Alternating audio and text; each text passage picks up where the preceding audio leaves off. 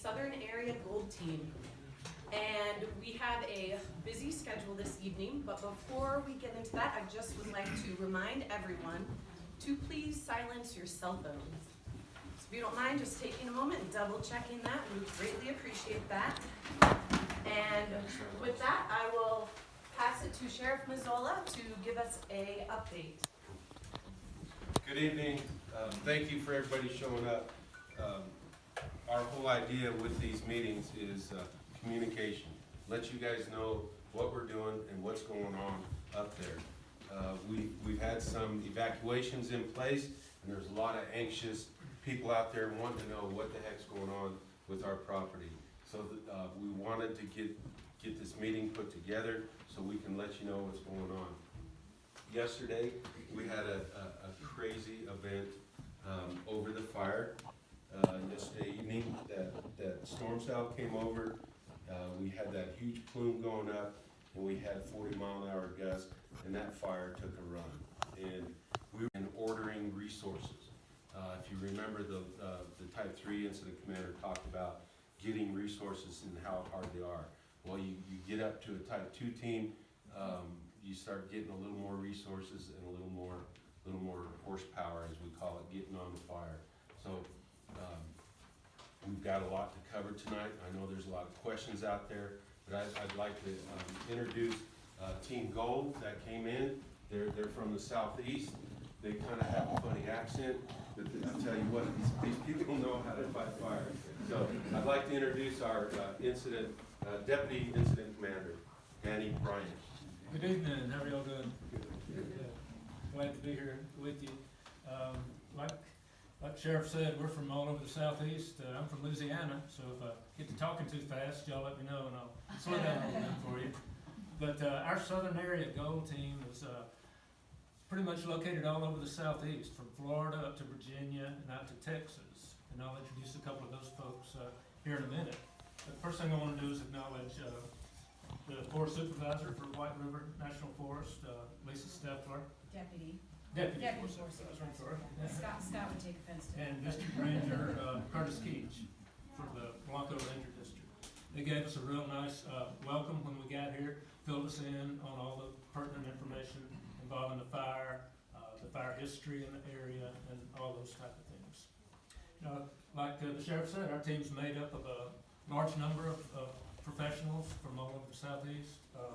We manage not just the fire, but all the other aspects out there as well, the logistics and taking care of all the people that we have working, all the firefighters, the planning and the financial aspects. We also have an operations section, and they're the ones that are responsible for the tactics and the strategy that's being performed out there on the ground. And our chief is Jeff Sharp. He's going to give you an update on the current operations and what we're planning over the next few days. Thank you. Good evening, everybody. My name is Jeff Sharp, and I'm from the Chattahoochee National Forest in northwest Georgia. So what I'd like to do is I'll go around the map here and kind of discuss what our operations that we're doing to actively suppress the fire. And our strategy is a full suppression fire. And that involves a wide variety of things. Constructing fire lines through various means. You guys have probably seen the aircraft as well today. I'm going to start up here. Last night, as we discussed, we had those 40-mile-an-hour winds, and that took the fire through the areas of the fir and started pushing it down towards the river.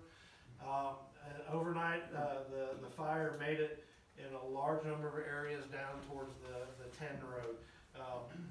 The crews, there were crews out overnight monitoring that, suppressing spot fires, which would be fires that were down along the river. We had approximately 30 spot fires. Our resources, our crews, when they came in today, went in through there and actively suppressed those spot fires through a process we call gridding some of them, which is them checking it. Others is constructing fire line, running their hoses from their fire trucks, things like that. So this fire is actively either touched down here along the road or is moving down slope towards the road. And we have crews and resources down there again, monitoring it, suppressing it, making sure that if it does get across the river, that we take quick and decisive action on that.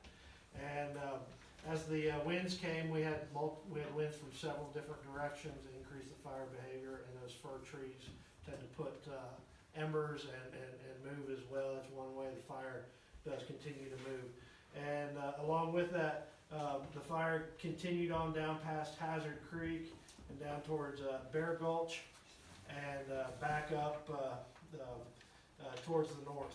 And this piece of fire line is continuing down through there. So today we've had our team members going in and figuring out the network of roads, the appropriate locations to construct fire line, and figuring out the tactics that they are going to use and or taking direct action on those. As we come up along through here, we've got some additional the red is kind of indicating where our heat and our fire growth is. We did have a little bit of stuff down here that we were concerned with down towards the Burrow Mountain. It is inside, those spot fires were identified through aircraft and people on the ground. Some of those, there's the one that's down and through here, I believe, is within the aspen, and it's not moving much, but earlier this evening, our fire personnel were attempting to get in there and take a look at that to really ensure they know what they have. So this area down through here, which where the area where the fire started and burned several weeks ago, is also being actively checked and patrolled and looked at. They did not find much heat along the edge. They did find in a few spots some heavy, big logs, things like that, smoldering, and they're taking action on those, and improving their constructed fire lines as needed through there. Again, a little bit of heat up through here as we move up towards Dobbs, and they do have a large portion of line constructed along the roads and with dozer line and hand line where the dozers can't get where they're connected through there. So the active piece, yesterday they were trying to put this dozer line in to tie it, to move the fire break down to the river to keep it from moving towards the north. The winds put a damper on that yesterday. And so they've been actively working up through here in this northern piece. And if you saw any of the airplanes flying today, they were supporting the firefighters on the ground. So what they're doing is they're putting their fire retardant and water along those lines to give the firefighters on the ground an opportunity to safely construct the fire line in through there. And they've identified some opportunities to connect some of the appropriate terrain and roadways in through here, working on trying to keep that contained to the south. Along in this area from where the fire has bumped the road here and up through here, we do know there are structures in there, and we have a separate structure protection group. What their job is they're going around to all the structures, they're looking at the structures, they're doing what they can safely and efficiently and effectively around the structures to help protect them. Sometimes that means putting up sprinklers and other things like that, or utilizing some of the aircraft as well to help suppress the fire while they can construct fire line, things like that. So the fire has burned around a few of the structures and through here, and I believe there's a group of structures to the north and a couple out this way. And again, like I said, they're actively in there looking at those and prepping them and utilizing the aircraft to slow the fire's progress towards those structures. And then additionally, with the structures up here outside of that, the group is going in and double checking. They'll be double checking those as well as these are secured in through here. So while that structural protection is going on, there's another group of firefighters constructing line within those areas. That's kind of where we're at today. I believe So with the aircraft that you saw today, we have put down approximately, today alone, 125,000 gallons of water. It's primarily from the helicopters, and then the fixed wing aircraft delivered our fire retardant, and that was about 118,000 gallons of fire retardant today. That those aircraft put down in support of the operations that the firefighters on the ground are currently conducting. As was said, we hopefully can bring in a little more horsepower, and we've identified some of our needs and are trying to beef up the organization as those resources become available to us, to include some additional hand crews, additional engines, and some additional heavy equipment to help get those control lines in, secure the structures and things like that. Thank you. And I'd like to introduce our fire behavior analyst, Kelly Cagle. Well, good evening. My name is Kelly Cagle. I'm a fire behavior analyst here with the Gold Team, and I'm from the Uwharrie National Forest in North Carolina. So what my job is here on the team is I look at the fuel situation, the amount of fuel on the ground, I look at weather, look at topography, and I try to help my teammates determine where this fire's going, which direction, how far, and how fast. We have a lot of tools we use to do that. Some of it is our experience and our knowledge, but a lot of it is increasingly becoming dependent upon computers. We use computer models to help us determine how far the fire will go, how fast it'll go. We also use a system of weather stations. There's actually 3 weather stations in the area locally that we use. It collects temperature data, humidity, wind speed, wind direction, precipitation, all these weather elements. Collects it 24/7 every day, and we're able to go look at that data. It gives us an indication of how serious the fuel situation we're in, or how dry the fuels is an easy way to say that. So we started looking at that data when we arrived on this fire, and we've got some of those stations that go back about 20 years worth of data. And when we looked at that data indicated that we're in about the 95th percentile of dryness. So another way to say that would be in 5% of the time that those stations have been in existence for 20 plus years, only 5% of the time has it been drier than it is now. So you can see what that poses a huge challenge, the dryness of the fuels, and there's a lot of fuel out there. The challenge that's been causing us on this fire is it's been so dry, and we've had dry weather on top of it, windy days, low humidity days. That helps the fire. I mean, that's what a fire loves, and it loves to move around on those days. The event the sheriff was talking about, the thunderstorm that was over the fire yesterday, it was close enough to give us the wind. It wasn't close enough to give us any measurable rain, any helpful rain. And it picked the fire up, got it going, and that fire spotted almost a mile ahead of itself. So for instance, where we have containment lines, maybe the fire's down here and we've got a containment line, it lofted embers well beyond that containment line, started new fires outside of that line. So this fire has been very difficult to suppress. I assume it'll continue to be difficult to suppress until we get some measurable rain. So the sheriff was exactly right. It is a marathon, not a sprint. And so it's likely to remain in the area and be an event here for at least some time. But a couple of bits of good news. Jeff mentioned this, but we're becoming slightly more confident on the eastern side here. The fire's down close to the road, and it doesn't have a lot of room or space or time to build up a big run before it bumps into the road and these creeks and meadows. So we kind of like where we're at on that part. But the north end and the south end still has some uncontained lines up there, and there's still fuel to burn. So I would expect you would see smoke in both areas, north and south, over the next few days. Operations has got a good plan to deal with that, but it'll take us a day or 2 or 3 or 4 to employ that and begin to see hopefully a reduction in smoke at that time. So to summarize, until we get some good rain, this will be in our backyards and we'll be dealing with it for a while. So you're curious about the weather. Is there any rain in the forecast? So we've got an incident meteorologist that works in a chair right beside me, and he helps educate me on the weather and advise me on the weather all day long. He developed a weather matrix for us, and I apologize for the size. Our plotter broke down today and we weren't able to print a big map or a big weather matrix. But it spits out his predictions for like 5 days. Temperature, humidity, winds, Haynes index, which is a measure of how unstable the atmosphere is, fire likes instability, not stable atmosphere, basically windy atmospheres. So if you get a chance, you can come by and look at this, but I'll just hit some high points. Over the next 5 days, there's really not much chance of measurable rain. I think there's a 30% chance or so on Friday, a 25% chance or so tomorrow. Then it goes down to 10 or less. So it looks like it is gonna stay dry. He's not seeing any high winds in the forecast, just routine winds, I would say 5 or 10 miles an hour, maybe gust up to 15 or 20. That's in the absence of a thunderstorm in the area. So some of those things are in our favor.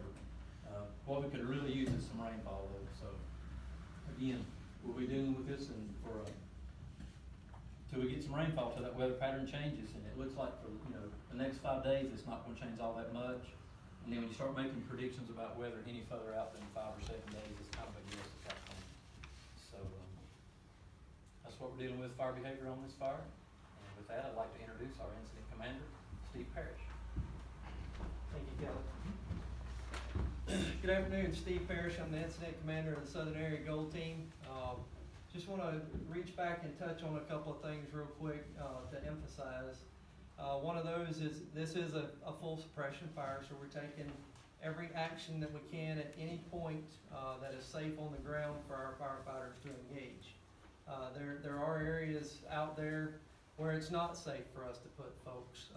They get hurt, we can't get them out, injuries, that kind of thing. So we be very selective with that. And I say that to just kind of describe from my standpoint whenever I move around the country on these fires. We have 3 big values that we anchor to with our firefighters and the communities that we enter. The first one is life, and that's public and firefighter safety. That's our utmost priority anywhere we go. That doesn't change. The second priority is property, and then the third and final value is the resource, some of the landscape on the National Forest System lands, etc. So that's how we kind of prioritize our missions. And you heard Jeff say it, Kelly talk about it. Our priority right now, our main priority since the wind event yesterday has been on this north end where the structures are, and coming down the east side where there's structures. So that's where we're concentrating our efforts. Our efforts will remain there as long as we continue to have those resources. You heard mention of the aircraft today. I'm not sure how many aircraft was in the region in this area, but we had the most of them today. And did receive a call late in the day because there was another start somewhere else. And we described what we were trying to do today with protecting the structures and the amount, quantity, and we were able to hang on to those resources. So there's extreme competition for not only aircraft, but the ground resources across the entire western United States right now. So those are our 3 priorities that we will continue to focus on. We'll engage our firefighters where and when safe to do so. We've also started a planning process, more of a strategic planning process, where we're not just looking till tomorrow. We're trying to look and game out a week to 2 weeks ahead. We have some models and some programs that help us with that. It's long-term strategic planning. And so we're looking at that, and we're looking way out here. You heard some confidence coming down here, but you have to remember this started with one ignition source. You heard Jeff say, approximately 30 spots down here through here. So there's no certainty that we won't have a spot across the river at any point in time. So we always have to keep on our game, keep our heads on our swivel, and make sure that our people know what their assignments are and where they need to go if things go bad. And it's been great cooperation since we've been here. We've had excellent transitions with the team in the forest. And so with that, I'd like to introduce Mr. Curtis Keach. He's the district ranger, the Blanco Ranger District.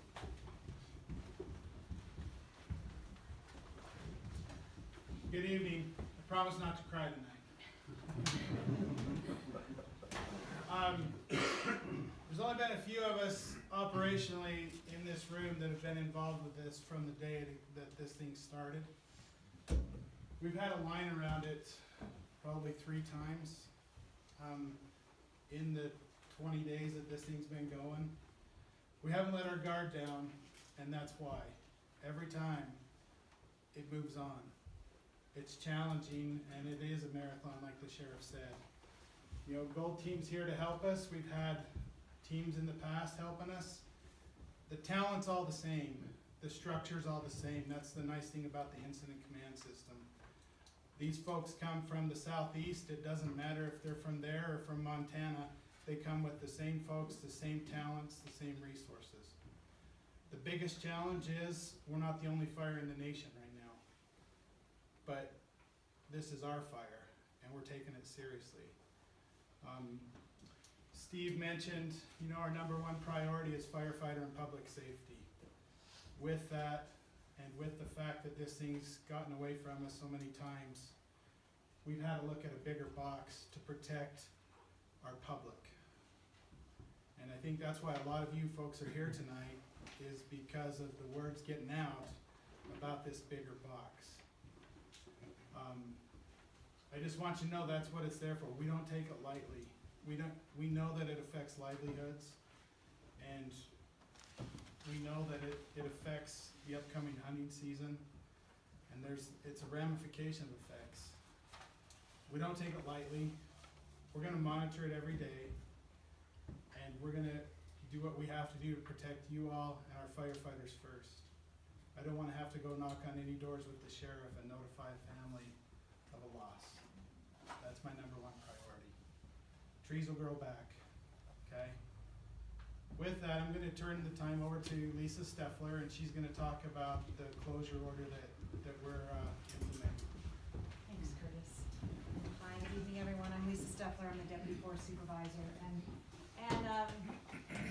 Curtis has been here from the beginning, and so we're trying to add additional capacity to that role, because he can't be here every single day, all day, although he's been trying to be that. So, I'm here, and a couple other people like myself, other district rangers are here to support Curtis.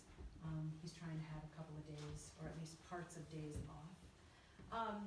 And we did last night say, we need to think about the public safety out ahead of this fire. We have, on this forest, had a number of large fires, which most of you know. Every single one of those has been modeled for long-term fire growth. Every single one of those has exceeded the most minuscule percentage of escape every single time. 2% probability of it growing beyond a point. Every single one of the fires on this forest has done exactly that. So given that, we're thinking about what happens when it establishes itself across the river, and it did for a while last night. And we expect that that's not the last time that's gonna happen. Whether it happens here in the middle, whether it cuts across on the north or to the south, we have to think about all those. So tomorrow, we're going to implement a larger public area closure on the forest. It's gonna extend over to Ute and Papoose and to West Marvine, and that's big. That's a big area. I understand that. It's partly based on the fuels between here and there. There's literally no place to take a stand out there. There aren't roads, there's not a lot of access, and our access to aircraft is wishful thinking on a lot of days, and hopeful.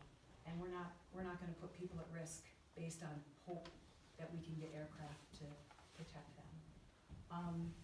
We need to feel a lot better about where this is and the probability that it might move before we would change that. But we're certainly gonna look at that every single day. We're gonna look at the situation on the ground, and look at the field, we're gonna look at the weather, and we're gonna look at the progress on that fire line. Consulted with Curtis on that, consulted with our fire behavior and our operations folks on that, and we think that's what we need to do to keep folks safe. So our plotter was also, same plotter, on the Fritz today. I have some really small maps of what that looks like. It's gonna go up on our website also tomorrow. It's gonna come out from information tomorrow, but we wanna make sure to let you know that and have the opportunity for you to see it on our small maps and talk to us about that. We understand that hunting season is coming. We understand the impact of that to this community. We're gonna do everything in our power to be speeding the lifting of that restriction. But for now, we don't feel we have the ability to notify and extract people from that if something would happen on the other side. So that's sort of the hard truth of tonight, but we're here to talk about that, walk you through the maps if you wanna do that afterwards. I don't have a whole lot more to say about that, other than, I just want to say that, not only did I spend time in other parts of Colorado this year and on this forest, this is our 5th team, in addition to lots of great Type 3 incident commanders and other things. We have a lot of confidence in this team. We've had great interaction over the last 2 days, complete confidence in their abilities, their communication with us, their willingness to serve this community. And so just know that we have that faith in them, and we'll be here with them every day. So, I don't know if you wanted to break out or take questions, or what your next step was. So first, I just wanna invite anybody whose feet might be getting tired at the back. There are a few empty chairs scattered around, so please feel free to come forward if you'd like to sit. So we're going to open this up to a question and answer session. So if anybody has a question, we can find the appropriate person to help answer that for you. Yes? Are you anticipating an evacuation along County Road 17? So most of my time today was I missed the air show because we were down planning bigger picture and setting what we call trigger points. If the fire moves here, what are we going to do? If the fire moves here, what are we going to do? So we talked about certain trigger points to the west, and everything's in play. If the fire moves at a certain point, then we will go to evacuations. It just depends on what the fire does, and if it gets there, that we're planning far enough ahead. Where do we move the pre-evacuation notices? Where do we move the actual evacuation notices? I do have a question that I think that this crowd is really kind of asking about. If we could talk a little bit more about the structures and the plans and what has happened in there. Can I ask a question first? I just wanna, it occurs to me, this map doesn't have good ownership on it, so I just wanna, with your help, point out a few things so everyone has, a context of where this is, because it's not great in terms of the ownership pattern here. So just wanna make sure everyone understands that this is the South Fork, right? And this is the forest boundary. If you can see this green line, this is the forest boundary. And there's a couple of chunks of BLM, as you know, here. And then the rest of this is private, and everything north of here, this is the private land here, right? And then this is the main river. So it's kind of hard to see, so I just want to make sure everyone has a good kind of setting for that. So if you wouldn't mind. I'll have to grab my smaller map here. It has a few of those additional items on it. So, all right. So we've got a cluster of structures down here along the 10 road. The fire's already burned around those. The firefighters were.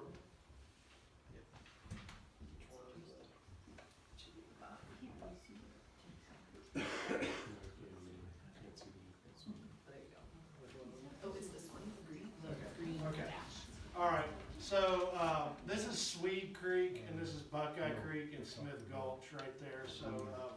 So there are some homes down and through here along the bottom. That's where crews were trying to tie that in, just to the south of some of those structures down and through there, and that's when that's what this black line is. That was dozer line they were constructing down there, and so this is where it came out last night. And so then there's another group of homes just right in through here, and then there's another camp right in here as well. It's hard to tell without the road access, but crews spent all day in there along those homes. Again, that's where the kind of right through here and down is where you saw the fixed wing aircraft drop in the retardant, slowing that fire's progress down so that the crews could get in there and assess the homes, determine the structures, which ones could be protected, what they needed to do to protect them. Some they were able to install some sprinkler systems, some they were able to trim up some brush, other things like that. And they're working on cataloging all the structures that they have worked around and done items to as well and through there. And that retardant, they don't, for y'all that don't know, they don't generally put that directly on the flames. What they're doing is they're actually using that as a barrier to slow the fire's progress down.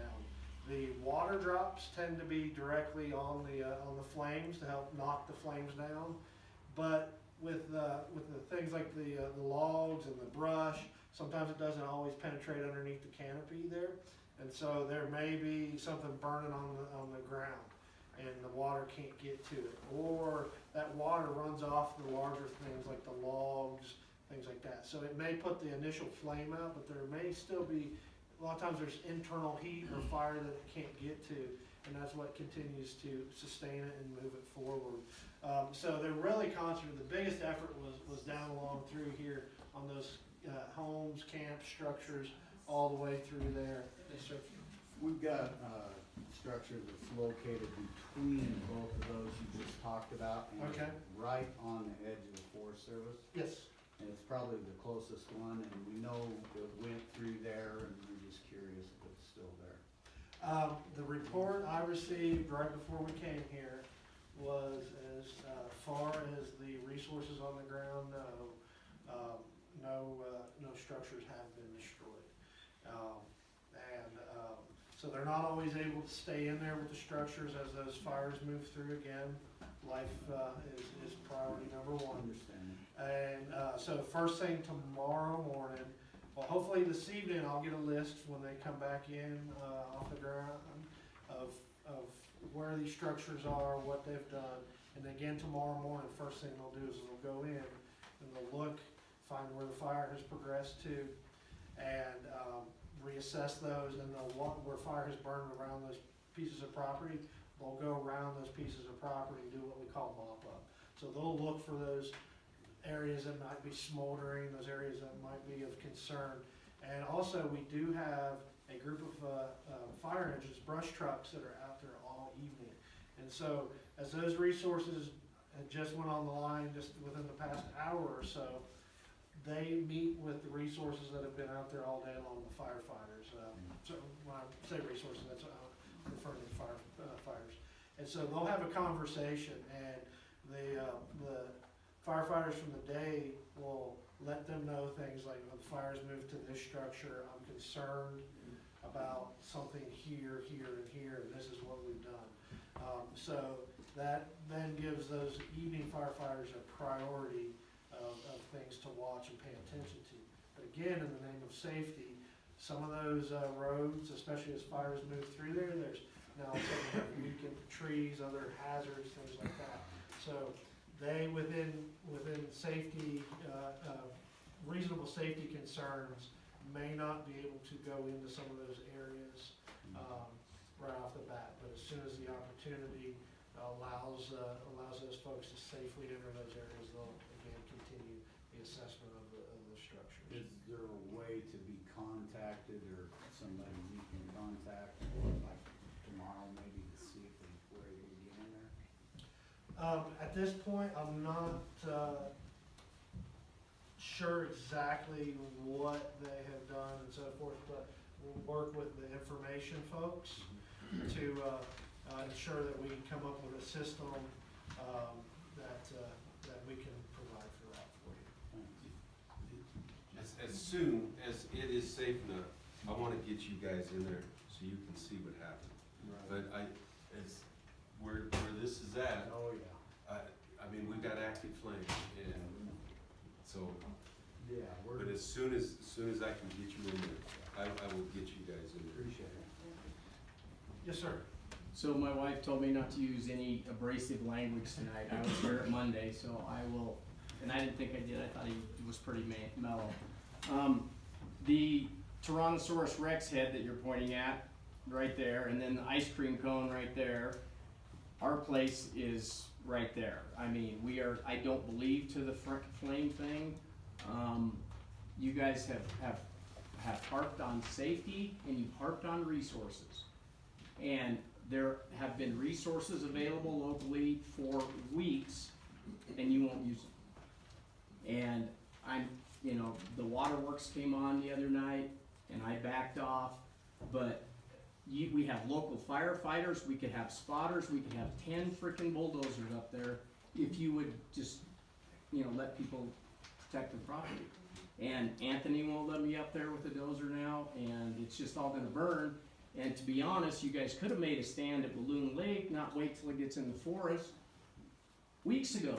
And it's just, it's horse puppy. I wanna be a little more vulgar, but I'm not gonna, cause there's kids. But I'm tired of you guys, best intentions. The county offers a dozer, well, we can't do it, cause they're not certified or whatever. I'm tired of that, and as far as sprinklers around my cabin, I'd rather you put them on the trees, cause the trees, aren't insured. I mean, my cabin, if it doesn't burn, I can't rebuild anyhow. So I have a sweet old cabin up on a dead hill and get squat of insurance money. So it's, you guys don't seem to have any, I mean, it's not that you don't have passion, and you're from Louisiana, and we're at 8,800 feet. No, we're stopping, So- we're stopping right there, okay? We are not gonna talk about the people who have come thousands of I'm miles. not dogging them. No, my turn. We're not gonna in any way besmirch or undermine or belittle. People have come 2,000 miles to do this, and they do it again and again and again all over the country, every team from all over. So we're not going there. I don't care where they're from. They're extremely talented. They're here to help us. They're doing a really hard job every day. I also am not okay with the idea that we could have made a stand at Balloon Lake or anywhere else. We have made a stand again and again and again here. We've made a stand with bulldozers, with aircraft, with people's lives. And I don't think it's anyone's lack of passion or lack of hard work that has allowed this fire to be here. I do not believe that at all. And I'm really sorry about the situation that you're in with your property. They are doing everything they can with sprinklers, and whether that protects the trees or the house. If you want us to pull the sprinklers out of there, we'll pull the sprinklers out of there. I'll give you my address. Okay, we can pull the sprinklers out of there. We're not gonna risk anyone's lives. We're gonna do what the incident commander thinks is the proper thing to do to fight that fire. And you can blame me.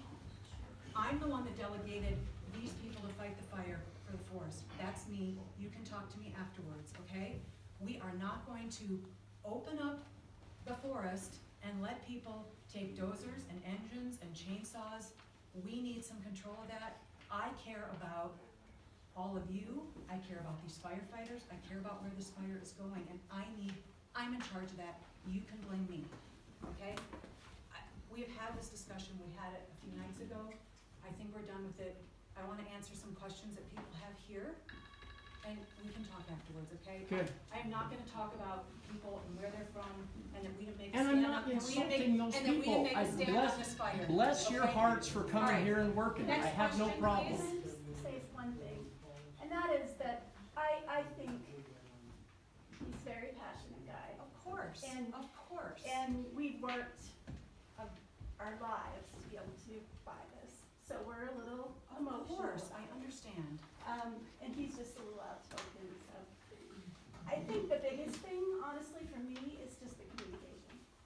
So I can go to the Facebook page, but other than the call from you, Anthony, I haven't, anytime I've reached out to the PIO, I haven't gotten a response. We have talked with Curtis on numerous occasions for email updates, we've not gotten anything. We've signed up on the paper, but in the back, we've never gotten an email. So I think it's the communication. Okay. Honestly, I Okay. think if you told us we're putting sprinklers up there, this is what we're doing, we think that the success rate could be this, I think that would go a long ways for us as homeowners. All right, I totally appreciate that. think Yes, it's let's communication, talk. I've registered Absolutely, at anyone, 911, I please. didn't get anything. I mean, we really, there's no communication. So we do have a sign-in sheet at the back.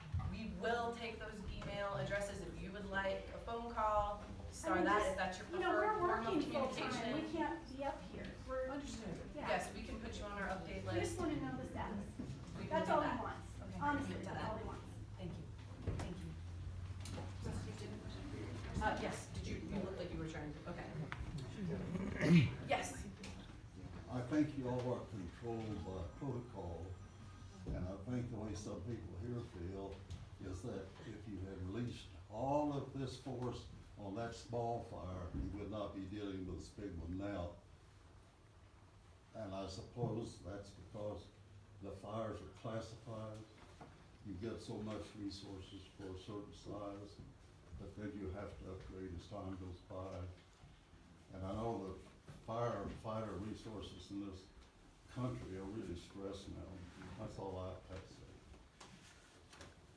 so was there a specific question that we No, can I'm address just or? making a comment. Okay. I'm shutting up now. Okay. You know, my wife says, don't talk like that, so she's not with me, so I go away. So granted, today is our first day here, but whenever we go through a transition from team to team, we get a lot of history all the way back to the start. And that was one of the things that we did, talk a little bit about yesterday during our transition, was the initial attack phase of the fire. And, I don't remember quite who it was, but it was said during that every available resource at the time, was utilized, during that initial attack phase. And the region, the area, we try to create like surge groups where we, pool some resources, and then as new fires start, they send those resources there to try to catch them small. Cause that's the easiest time to catch them is when they're small, but whenever you start dealing with, terrain and weather and those types of things, that starts to limit your capability, whether it's resources or access. So I wasn't here on the ignition phase, during the ignition phase of that, but I can say that it was stated during the transition that everything they had was thrown at that one, and I'm not sure, Kurt, And the if day there this was started, more. this forest had 2 other large fires actively going, right? So we, So this is a stupid question, but do you all supply the sprinklers? What are those? The sprinklers, in our national cache system, we have sprinkler kits, and it's nothing more than your regular Rainbird sprinkler that you would have in your garden, but they're on, pre-fixed posts, so that you can just, stop them in the ground, or, depending on where you're at, we may have to get primitive and just, broken limbs or fallen limbs, prop them up, tie it up, just use them for sprinkler stands, so, the operational folks can get pretty crafty, whenever it comes to deploying those.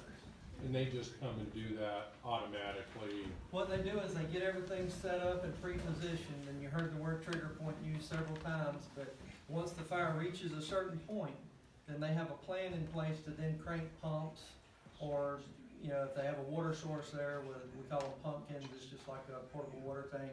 They'll crank that pump, the sprinklers will go to work, and then they exit out their escape routes. So it's receiving water when the fire is actually present there. and we're gone by then. Yes, ma'am. There was a question So, on the doorway back and really there. quick, I do notice some people are leaving, so just in case you need to leave early, we do have a sign-in sheet at the back.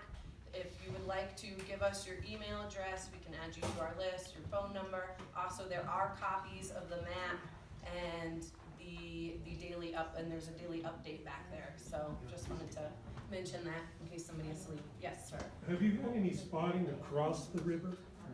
Which river? The South Fork? The South Fork? Yes, last night, the map doesn't necessarily show it accurately because this is taken from an aircraft at 20,000+ feet. So that's where the resources, the firefighters on the ground come in handy. They go in and actually look and grid those spots, and they walk them, they suppress them. And we had 30 spots on the other side of the river last night, ranging from small to multiple acres on those spots. and they went in this morning, through various means, suppressed the fire, whether it was running hose from their fire engines, utilizing tools, aircraft, those type of things, and suppress those spots. And they will continue every day to go back in and check those spots. And we'll also continue to look from the air with aircraft, some of our low flying aircraft such as helicopters and fixed wings, or and also a combination of the high flying aircraft that utilize the infrared and the cameras. So we're utilizing the technology that is available to us, and it also boils down to the firefighter on the ground, walking those pieces of ground and turning dirt and looking for that heat itself. So, but yes, sir, we've had about 30 spots on the other side of the river. Yes, sir, back here.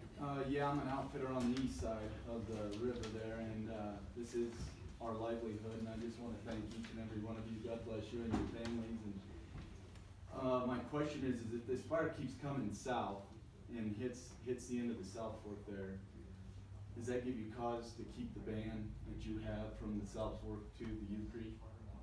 Or So if it just continues to burn this way but not this way, correct. it really has to do with how secure we think we can make it, because, you know, eventually it turns and goes this way. That's my second question, is what do you think is gonna happen? Because looking at it, it's just gonna make a loop in my Yeah, eyes. and that's the real concern, is that it's still on both ends, feeling a little better about this, but, you know, obviously it's not secure yet. But it could loop on both ends at this point. I think there's some probability, we haven't really modeled that with the efforts they put into it this year, or today. We need to go back and do some of that. What does the marathon mean? What does the marathon mean in terms of how long we're gonna be doing Anytime. this? Yeah, what does that marathon mean in quantifiable? Maybe the fire behavior. Yeah. So like I said earlier, it really, this will persist until we get some precipitation. And if that precipitation starts to fall next week, then it'll be a much shorter duration. If it goes on another month, then it could last that long. So it just really, you know, the weather's what most determines our success. Right. And if we can get some precip, this will go away much, much faster. Such a heavy fuel loading, such a dry fuel condition that it would probably be untruthful for us to say, we'll put this out without any rain. I mean, it's just not big of a deal. So, and it's really weather dependent, it really is. We're gonna monitor it every day though. As soon as we're comfortable and the team's comfortable, everybody's comfortable that there's no threat to public safety on that side of the closure, we will extend it. We'll pull it back and make it Or where, shrink it, right? Yeah, And I make think it we should back have those where- conversations about shrinking it. we're not gonna as take it well. away. I mean, it could shrink to the fire perimeter. It depends on Mother Nature and what happens. I guess it's hard to determine whether we need to be calling our clients that are I coming know. in 2 weeks. I'd put them on notice. I think we're having, Marie talked about coming down the office, and I think we need to have that conversation tomorrow with the outfitters. So the other thing we did is we set up our liaison officer here to personally make contact with all of our outfitters and get them connected with Patty, so we can have those conversations, both about, like, what's the timing? Is this the timing? Is that right? Timing, location, your needs, all those kinds of Yeah. things, okay? So we're gonna have a personal conversation with all the permittees who are in that area about that, okay? So we have that set up to funnel that information directly to you and then have an individual conversation. Yes. So that's how that's set up, okay? And if you would like to meet our liaison officer, Fred, if you wouldn't mind raising your hand, he'll be lingering around afterwards too. Okay? Okay, who has not asked a question yet? Yes, please. Where are the helicopters and planes going to get their water and the fire suppressant? So the aircraft, so today, I don't know if y'all saw the large commercial airliner out there. He actually flew from Pocatello, Idaho today to deliver retardant here.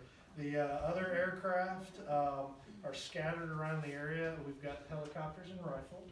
We have a helicopter sitting up at the command post. We have a helicopter sitting in Meeker as well. And so They're within typically a short time, except, like I said, that one from Pocatello, I don't know his flight time from Pocatello, but it's relatively, it takes. Yes, sir. I just have one comment for you folks talking about sprinklers, because I don't think any of the old Forest Service guys around here were here in 2002, but a lot of you locals are familiar with the Leonard cabin up at Trappers Lake, up near Trappers Lake, and they literally saved that cabin with 2 Mark III pumps in Blue Lake and a handful of sprinklers. And when Bill Honenberg, who was ranger at that time, when they pulled up there, there was literally one smoldering log on an outbuilding. And if those of you locals that remember, that was a dense forest. You could hardly see that cabin from the road, and it saved that facility. So those sprinklers are pretty amazing. They really are. Thank you for sharing that history. Yes, sir. Has anybody been hurt yet? Any injured? Prior to our arrival, I'm not aware of. We've had a handful of minor injuries, 2 hospital visits. Both were treated and released immediately. So basically, no days lost as of yet. And we're talking, the last team that was here, they gave us some statistics about years, like based on hours of worked, years of no accidents. That's how many hours we're working out there. And yeah, it was like 30 man years or something, and that was a week ago. So it compounds, but that's pretty impressive. I guess what amazes me is yesterday afternoon, that event happened so quick. How did y'all predict something like that? How did you get people out of the way that quick? That blows my mind. We probably didn't predict it to that extent. What we say is we try to talk about flame lengths and rates of spread and how far and how fast it'll go. And we talk about the potential for extreme fire behavior. And we let all our firefighters know that today is the day where things could really get busy and the fire could get big and fast. But to get down to that specific, to say it'll be this big and move this far, that's hard. We make an educated guess, but it's hard to pin it down just that precise. Kelly has a resource sitting right by him with that incident meteorologist, and once they start seeing stuff happening with the computer models, they go right to our communications unit, and they'll do a weather broadcast and say, we're expecting the outflow winds to arrive in the next 30 minutes. That gives our folks time to prepare for what may be coming and make sure they've got everything pointed in the right direction. So we've got a lot of resources available to help with that, but we can't say it's gonna happen at any moment in time. I have a question. Did I understand you to say you bring in water sources? Because we have a spring, but we have to pump it, so if the electricity's been shut off, we're out of luck. But you do bring in your own water sources that use sprinklers? Yes, ma'am. We have access to pumpkins there. Some of them are 500, some of them are 1,000 gallons. I'm not sure if there's any of them deployed up there or not right now. I couldn't go to that level of detail, but we do have access to be able to do that. And that is part of the consideration of whenever you're starting to cut that power and the fire is getting closer, everybody's talking and they know what's going on. And then we also have a source of water that is gravity fed. How many pounds of pressure do you have to run your set of sprinklers? It's equivalent or greater than what your normal house would be run off of, 80 PSI. A lot of our pumps and stuff will run up to 120 range, so it takes a good bit of water. So. And those pumps that we bring in are gas-powered pumps. So we're able to bring in our own pumps, like Steve said, have those pumpkins, those tanks. We also have some water tenders available as well to help fill those type of resources up. And that's a consideration when they're deploying those hose lays, and those could be some distance from what they're actually trying to protect as well. And the idea is what they're trying to do is they're trying to increase the humidity and the moisture around what it is they're protecting. So they're basically putting their own little rainstorm on what they're trying to protect. Are they waiting for that fire to get there, or are they pre-watering ahead of time? I can't speak specifically. If you have the water there, yes, and they can run it, why wouldn't we run it? And that's a determination that's made by the individuals on the ground that are running that in that specific site based on items like the amount of water flow that's available, the fuel loadings around, And so that is, those kind of things, the firefighters do look at that because they wanna raise the humidity of those fuels. And when we think of, fuels, what's gonna burn, we think of that in a number of hours.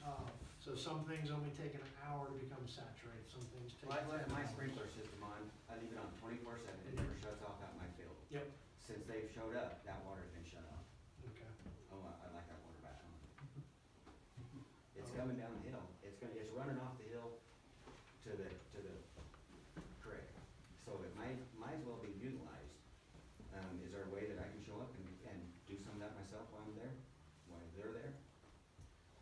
Well, we can talk about this offline, and we can kind of identify where it is that you're talking about, and then I can find out if our firefighters shut your water off, or what we can do there. So if afterwards, if you could show me, I've got a map here, and I can do a little more fact finding. That'll work. Okay, so we have time for one or two more questions. I saw, yes ma'am, please. This is my first meeting, and I'm unfamiliar with your phrase that you're closing, between here and East Marby, West Marby. What does that mean in terms of the? So the Forest Service is, closing that area to public access. So it's gonna be closed to the public being able to be on that piece of real estate. Does that mean homeowners too? So we only have the authority to do that on National Forest System land, so no, that does not mean private land. Okay, you're just closing it to public access to Public go through. access on the National Forest. Okay. And the BLM has done similar for their pieces of land that are right adjacent to that, but that's all, yes. Okay, thank you. Yes. Time for one last question, or? Okay, so I mentioned, please go to the sign-in sheet. I commit that the public information officers will be in touch with you. If you leave us your email, or if you don't have email, you prefer phone. We also have, we have a daily update back there. If you look on that, you will see that we have a Google Voice number. So that would be a really great way to get a hold of us. That rings to our phone, my phone, Michelle's phone, the public information shop's phone. We also would like to remind you to follow the sheriff's Facebook page for the most recent updates, and also to use that app. Download that app if you do not have it yet, because that is a great source for the most recent updates as well. Which app? So, oh, he just stepped out. So it's the, thank you, Ronnie. It's Roanoke County Sheriff's app. If you just go into your app store, and type in Roanoke County Sheriff, it will, prompt you, and there will be downloads. We post everything in the news. Like if there's any kind of evacuation or anything immediately, we can push that to your phone so that you get that immediately as well off of that app. It's all, not just fire, it's all. Yeah, it's everything for county. It's not just fire, it's anything for the county. All right, and so with that, also there are a number of us who will be around after this meeting, so please feel free and come up with and speak with us if you have any specific questions or concerns. Thank you all very much.